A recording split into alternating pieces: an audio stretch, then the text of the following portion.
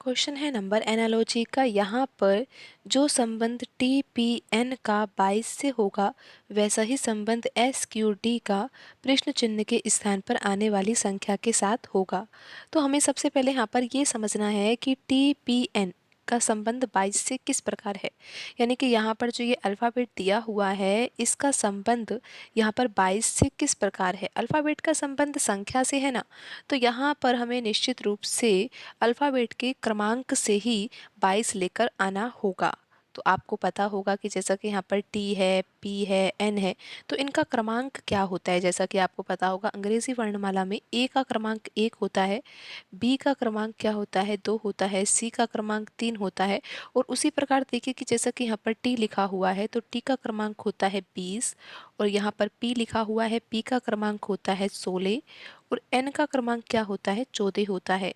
लेकिन अब आप ये देखिए कि जब हमें क्रमांक भी पता है तो क्रमांक से फिर हम यहाँ पर 22 को कैसे लेकर आ सकते हैं। तो आप यहाँ पर ध्यान से समझिए कि पैटर्न तो बहुत ही आसान है। करना क्या है, यहाँ पर 20 लिखा हुआ है, यहाँ पर 16 लिखा हुआ है।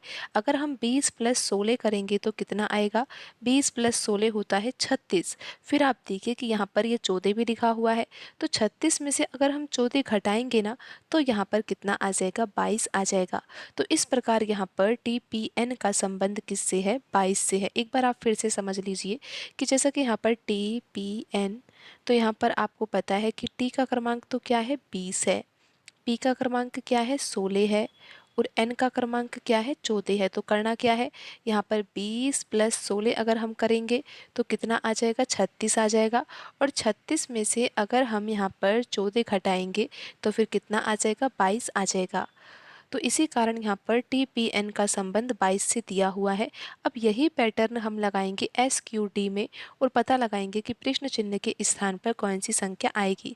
तो आपको यहाँ पर क्रमांक अगर याद है तो आप आसानी से कर पाओगे। एस का संबंध किससे होता है, यानी कि एस का क्रमांक क्या होता है, 19 होता है। जब टी का 20 होता है तो एस का 19 होता है। क्यू का कितना होता है, क्यू का होता है 17, और डी का कितना होता है 4 होता है।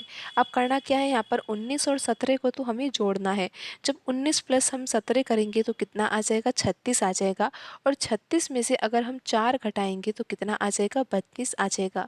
तो यहाँ पर प्रश्न चिन्ह के स्थान पर कौन सी संख्या आएगी, 32 आएगी। आप देख सकते हो कि यहाँ पर कौन सा ऑप्शन सही होगा, ऑप्शन बी यहाँ पर सही आंसर होगा।